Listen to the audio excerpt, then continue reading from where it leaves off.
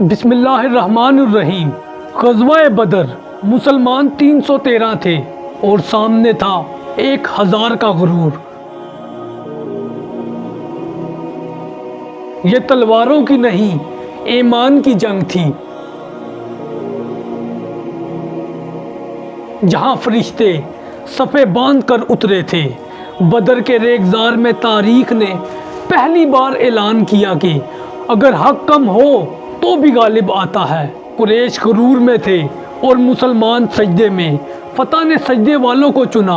جب مکہ کی طاقت ٹوٹ گئی اور اسلام ایک ریاست بن گیا، بدر جہاں کمزوری طاقت بنی اور صبر نصرت بنی۔ غزوہ بدر 17 رمضان 2 ہجری کو لڑی گئی۔ یہ اسلام کی پہلی فیصلہ کن جنگ تھی۔ مسلمانوں کی تعداد تھی 313، جبکہ قریش تقریباً 1000 تھے۔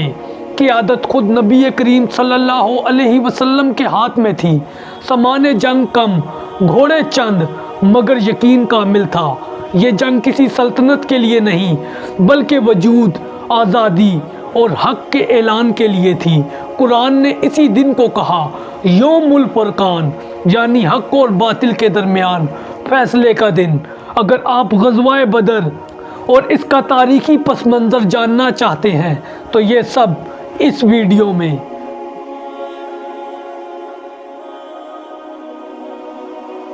2 ہجری رمضان کی گرم راتیں تھیں۔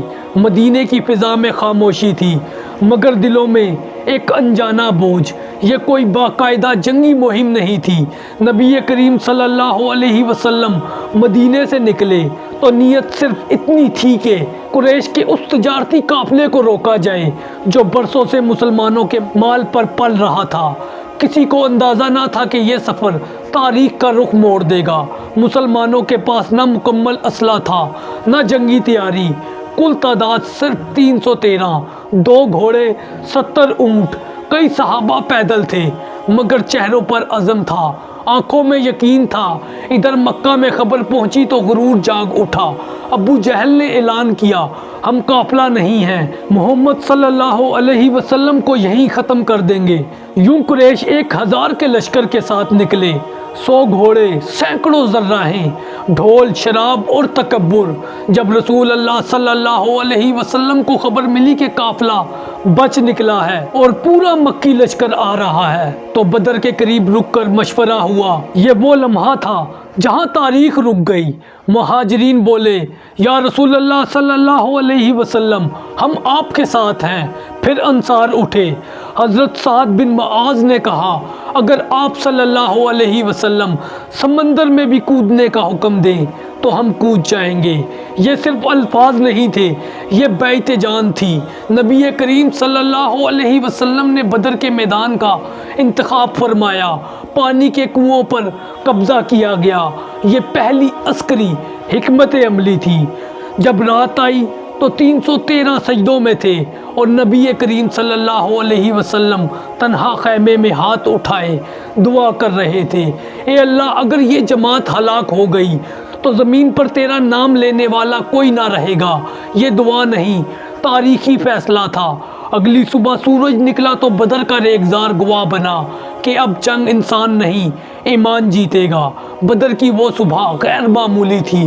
سورج ابھی پوری طرح بلند نہیں ہوا تھا، مگر میدان میں خاموشی چیخ بن چکی تھی۔ دونوں لشکر آمنے سامنے تھے، مگر کسی نے پہلا وار نہیں کیا۔ یہ وہ لمحہ تھا جہاں ہر دل تیز دھڑک رہا تھا اور ہر آنکھ فیصلہ ڈھونڈ رہی تھی۔ قریش کی صفوں سے اچانک حرکت ہوئی۔ ان کے 3 سوار آگے بڑھے۔ یہ قریش کے نامور سردار تھے، عتبہ بن ربیعہ، شیبہ بن ربیعہ، ولید بن عتبہ۔ وہ غرور سے میدان میں اترے اور بلند آواز میں للکارا، محمد اپنے ہم پلہ مردوں کو بھیجو۔ یہ قریش کی پرانی روایت تھی، جنگ سے پہلے مبارزت۔ نبی کریم صلی اللہ علیہ وسلم نے ابتدا میں انصار کے 3 جوانوں کو آگے بڑھتے دیکھا، مگر فوراً ان کو روک دیا۔ فرمایا یہ تمہارے نہیں، ہمارے ہیں۔ یہ فیصلہ صرف قبائلی روایت نہیں تھا بلکہ تاریخی حکمت تھی۔ پھر نبی صلی اللہ علیہ وسلم نے نگاہ دوڑائی اور 3 نام لیے جو ہمیشہ کے لیے امر ہو گئے، حضرت حمزہ بن عبد المطلب، حضرت علی بن ابی طالب، حضرت عبیدہ بن حارث، یہ تینوں آہستہ آہستہ آگے بڑھے۔ نہ نعرے نہ شور، صرف قدموں کی آواز اور ایمان کا وزن۔ مقابلہ شروع ہوا۔ حضرت حمزہ رضی اللہ تعالی عنہ سیدھا عتبہ پر جھپٹے اور ایک بھرپور وار میں قریش کا سردار زمین پر گر گیا۔ حضرت علی رضی اللہ تعالی عنہ نے ولید کا سامنا کیا۔ وہ نوجوان تھے مگر ہاتھ میں ان کے بجلی تھی۔ چند لمحے لگے اور ولید ختم ہو گیا اور زمین پر گر گیا۔ تیسری طرف مقابلہ سخت تھا۔ حضرت عبیدہ رضی اللہ تعالی عنہ اور شیبہ دونوں زخمی ہو چکے تھے۔ یہ دیکھ کر حضرت حمزہ اور حضرت علی آگے لپکے اور شیبہ کا خاتمہ بھی کر دیا۔ یہ صرف 3 لاشیں نہیں تھیں، یہ قریش کے غرور کا جنازہ تھا۔ مسلمانوں کی صفوں میں نعرہ نہیں تھا بلکہ یقین پھیل گیا اور قریش کی صفوں میں پہلی بار خوف اترا۔ یہ جنگ سے پہلے کا مقابلہ تھا مگر اس نے اعلان کر دیا تھا بدر کا فیصلہ تلوار سے نہیں، اللہ کی نصرت سے ہوگا۔ یہ مقابلہ ختم ہوتے ہی میدان بدر کی فضا مکمل بدل گئی۔ قریش کے 3 بڑے سردار زمین پر پڑے تھے اور ان کے ساتھ ہی مکے والوں کے غرور میں دراڑ پڑ چکی تھی۔ مگر جنگ ابھی ختم نہیں ہوئی تھی، اب اصل ٹکراؤ شروع ہونا تھا۔ نبی کریم صلی اللہ علیہ وسلم نے مسلمانوں کو صفوں میں رہنے کا حکم دیا۔ فرمایا اپنی جگہ نہ چھوڑنا، تیر صرف قریب آنے پر چلانا۔ یہ حکم ایک عام ہدایت نہیں تھا بلکہ بدر کی اصل حکمت عملی تھی۔ قریش کی فوج تعداد میں 3 گنا تھی۔ ان کے گھوڑے آگے بڑھے، تیر برسنے لگے مگر مسلمان خاموش رہے، ضبط میں رہے، یہاں تک کہ دشمن ان کے قریب آ گیا۔ پھر انہیں حکم ملا اب مسلمانوں کی صفوں سے تیر چلے، ایک ساتھ ایک ہدف پر۔ قریش کی اگلی صف مکمل ہل گئی۔ اسی لمحے نبی کریم صلی اللہ علیہ وسلم خیمے سے باہر تشریف لائے، مٹھی بھر کنکریاں اٹھائی اور فرمایا، اور پھر وہ کنکریاں دشمن کی طرف پھینک دی۔ سورۃ الانفال میں قرآن کہتا ہے تم نے نہیں پھینکا بلکہ اللہ نے پھینکا ہے۔ یہ وہ لمحہ تھا جب جنگ کا رنگ بدل گیا۔ مسلمان آگے بڑھے، نہ غرور نہ چیخیں، صرف تکبیر اور عزم۔ قریش کی صفیں ٹوٹنے لگی، کئی سردار پیچھے ہٹنے لگے اور اسی دوران وہ کیفیت پیدا ہوئی جسے الفاظ میں بیان نہیں کر سکتے۔ مسلمان کہتے تھے ہم سفید لباس میں سوار دیکھ رہے تھے، ہم نے کسی کو نہیں مارا، وہ خود گر گیا۔ یہ فرشتوں کی مدد تھی جس کا وعدہ آسمان سے ہو چکا تھا۔ نبی صلی اللہ علیہ وسلم مسلسل دعا مانگ رہے تھے، چادر بار بار کندھوں سے گر جاتی اور حضرت ابو بکر صدیق اسے اٹھا دیتے۔ یہ جنگ کا وہ مرحلہ تھا جہاں جنگ انسانوں کی نہیں رہی تھی، یہ وہ مقام تھا جہاں ایمان نے تعداد کو رون دیا اور قریش اب صرف لڑ نہیں رہے تھے، وہ ٹوٹ رہے تھے۔ وقت گزرنے کے ساتھ ساتھ اب میدان بدر میں ایک عجیب سی خاموشی تھی، ایسی خاموشی جو طوفان سے پہلے آتی ہے۔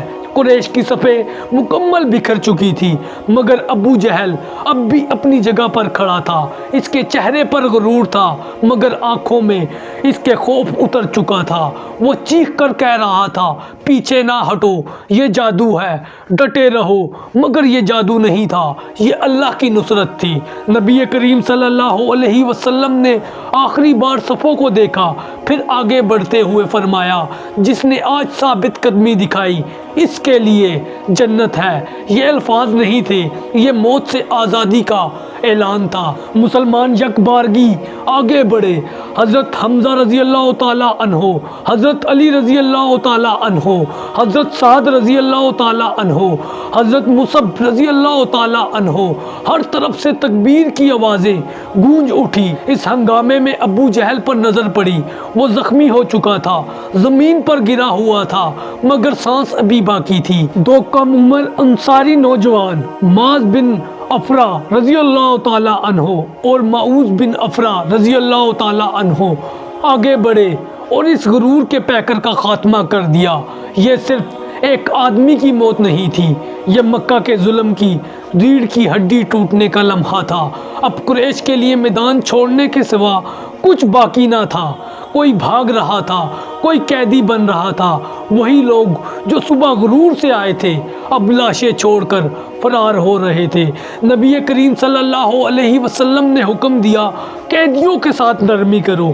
یہ بدر کے میدان میں فتح کا اعلان تھا کہ اسلام کی فتح تلوار سے شروع ہوئی مگر اخلاق پر ختم ہوئی۔ سورج ڈھلنے لگا، بدر کا میدان خاموش ہو گیا۔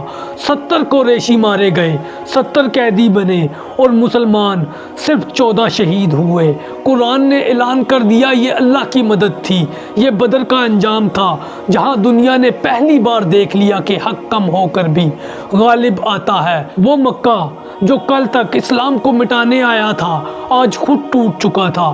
نبی کریم صلی اللہ علیہ وسلم نے قیدیوں کے ساتھ نرمی کا حکم دیا، کسی کو فدیے پر، کسی کو تعلیم کے بدلے آزاد کیا گیا۔ یہ فیصلہ دنیا کے لیے نیا تھا، فتح کے بعد انتقام نہیں اصلاح۔ مدینے میں مسلمانوں کا وقار اس فتح سے بلند ہوا۔ قبائل نے جان لیا کہ یہ کوئی عارضی تحریک نہیں بلکہ اللہ کی مدد یافتہ قوت ہے۔ دوسری طرف مکہ میں صف ماتم بچھ گئی، خوف غرور میں بدل گیا۔ بدر نے ثابت کر دیا کہ طاقت تعداد میں نہیں ایمان میں ہوتی ہے۔ یہی بدر کا اصل انجام تھا۔ تو دوستو یہ تھی غزوہ بدر کی تاریخ اور اس کا پس منظر۔ اگر آپ کو یہ ویڈیو پسند آئی تو اپنی فیڈ بیک دیں اور اس ویڈیو کو اپنے دوستوں کے ساتھ شیئر کریں اور اس کے ساتھ ساتھ ہمارے چینل کو سبسکرائب بھی کریں۔ جزاکم اللہ خیرہ۔ السلام علیکم۔